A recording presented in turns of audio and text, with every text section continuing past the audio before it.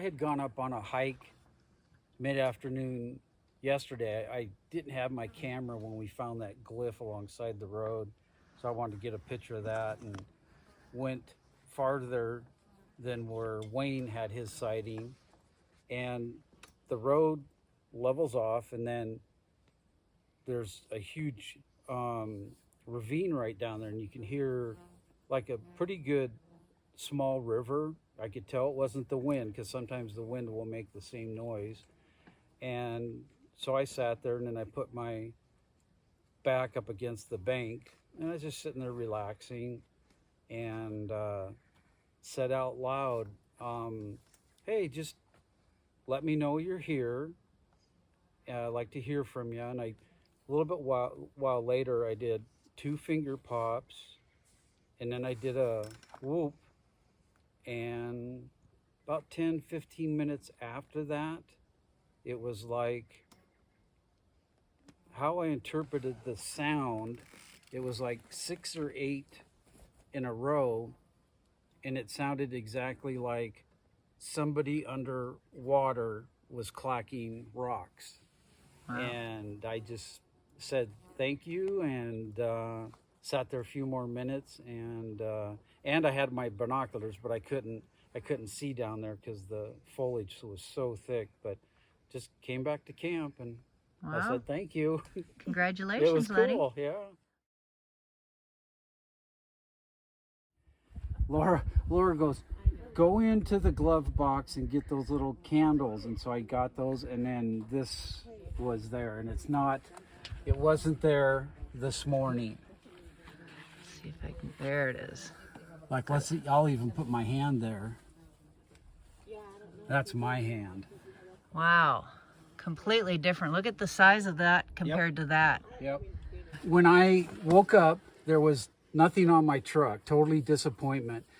Went here to the meeting and sitting around. Hour and a half later, we're getting packed up, and all of a sudden Laura goes, go inside your glove box and get those little candles. And that was there, and that's my comparison next to it. Lee, would you like to share your walk with us? Sure. Cindy and I went for a walk up the road, and my intention was to go show her where Wayne had his sighting, because she hadn't seen that. And so we were walking up and looking back into the woods, and I saw some branches sticking out from a tree in areas that looked like it might be like a power glyph or a power structure. So we walked up there to look at it, and it was not a asterisk like Tom describes, but it did have some trees bent over and some that were placed there, so that was pretty interesting. And then we were looking around, and we started seeing a bunch of other structures, and one tree was pushed over in thirds, and it made a little square. The end was driven down into the ground. I tried picking it. It wasn't just laying there. I tried picking it up. It was in the ground quite hard. So that was an interesting structure. And then we came back out of the forest, and we're walking, and I don't know how I missed it, but I completely missed the spot where I was going. And we walked around the corner, and I just started feeling really disoriented. Like, I don't know where I'm at. I don't know how I knew how I got there, but I didn't know. I had never been there before, and I was quite disoriented. So it looked pretty down there, and we kept walking, and I just had this feeling that we were being watched. And so we just talked to them, and we just said, hello, we're here in peace. And we walked on, and I had this feeling of love just come into my heart, just came over me. And I take that as a sign that they were there, because I've had that before, and I could tell it didn't come from me, it came to me. And when we got back and we're talking about it, Tom said they induce feelings like that. So wow. Well, congratulations. But it was a very nice walk. It was very good. And so I took that to bed with me last night. Very cool. Into the wind.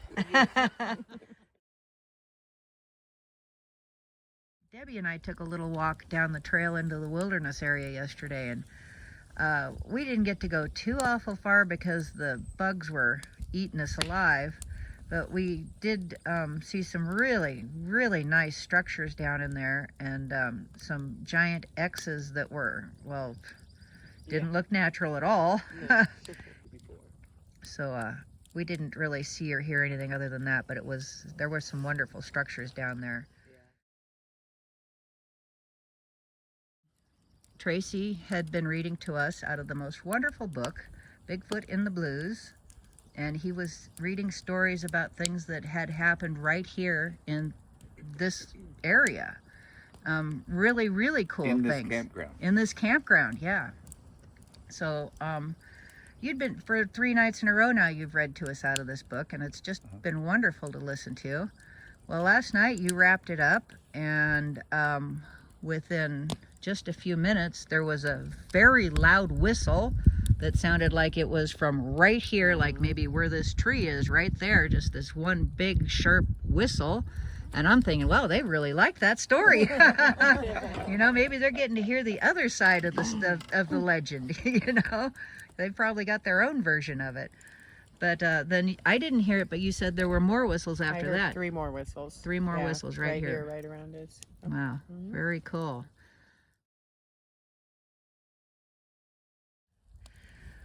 Yesterday when Lenny left, I had bagged up all the garbage that I could find because he was going to take it with him. And one of the things that I did was, there's this garbage can over here that is, I think, a permanent can here in the campground. And it was full. It had like a package of pork chops in the bottom of it that was just nasty. So we emptied out that can and bagged it up, and Lenny took that with him too. So last night when we were going to bed, you had an empty jug. You were walking over there and you were going to put it in the can. And I think you even lifted the lid.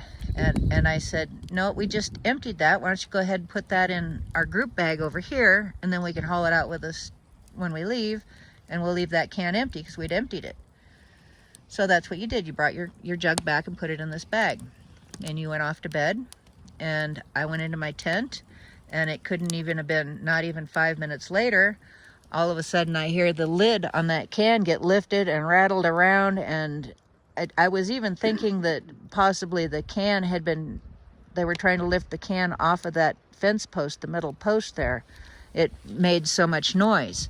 And it went on for at least 30 seconds, this clanging and banging. And I mean, I'm sitting in there and my eyes are big. Must have been when I thought a canopy was rolling around. Yeah. I thought sure when I got up this morning that one of the canopies had Yeah, blown we away. quite a bit of wind last night, but everything Freight was train intact. Wind all night. It didn't even blow the paper towels off the table. No. Although we did get a branch through the canopy there. So you had come over and just like lifted the lid, Yep. put it back down, and then you went and put your jug back in the other bag and then left. So what I heard was something like this.